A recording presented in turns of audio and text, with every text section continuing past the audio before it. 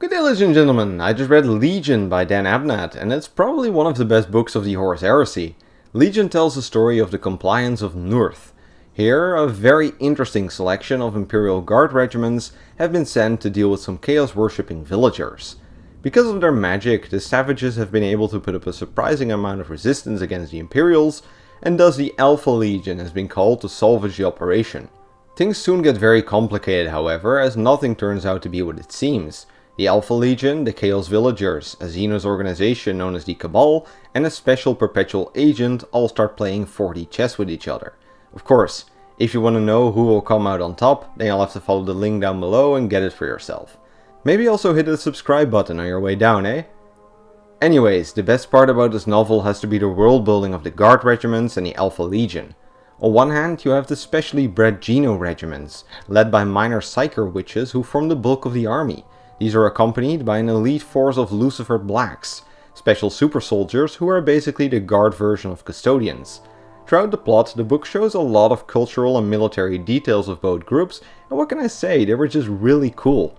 It is in a way one of the things Abnett is so famous for, creating factions that on one hand feel very original and left field, while at the same time making them feel very realistic. He then integrates them into the plot and world of 40k in a very natural manner, creating a very immersive story that at the same time feels distinct from the factions we are also familiar with. Furthermore, like I said, the Alpha Legion's portrayal too is excellent, but these are a lot more like you would expect. They are constantly playing games with everyone they encounter, they always want to know more than anyone, but don't expect them to share much of that information. But moreover, they are also just ruthlessly pragmatic, perfectly willing to kill or sacrifice allies if it puts them in a better position. Then finally, yes, also expect some fun twin Primarch shenanigans. Like I said, they are very much what you would expect, but the execution is excellent. Another highlight is John Grammaticus. John is a special agent who works for the Xenos Cabal, and he is tasked with forging an alliance between the Xenos and the Alpha Legion. Now, that is all nice and dandy, but what makes him so fun to read about is his personality. Because this, ladies and gents, is basically Johnny English in space. John is arrogant and cocky beyond belief, and far beyond his capabilities as well. Don't get me wrong, he is still a force to be reckoned with and could handle about 90% of the people in this book with ease, but his utter lack of tact causes him to frequently work himself into so much trouble. There are only two nitpicky criticisms I have for this novel. The first is the constant use of elementary school swear words. Fucking hell, Dan, we are no clock-slucking children, we can handle some verbal abuse. The censorship is some real cow slit. Not a big issue, but I feel like you should either just write English or come up with some actual swear words that work in universe. This is like the uncanny shit valley of swear words where it just doesn't work well. The other point is the ending, which wasn't bad, but it felt a bit rushed.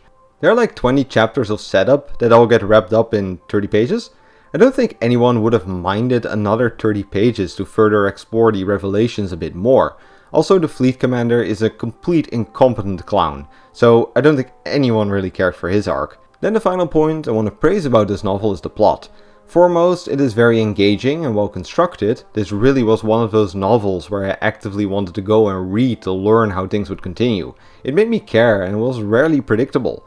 But outside of that, it's also rather refreshing for a Horus Heresy novel. This is no Space Marine battle book. No, there's some comedy, some romance, but most of all a lot of spy noir shenanigans. So altogether, Legion is a great book and gets 5 out of 5 Lernian Hydras.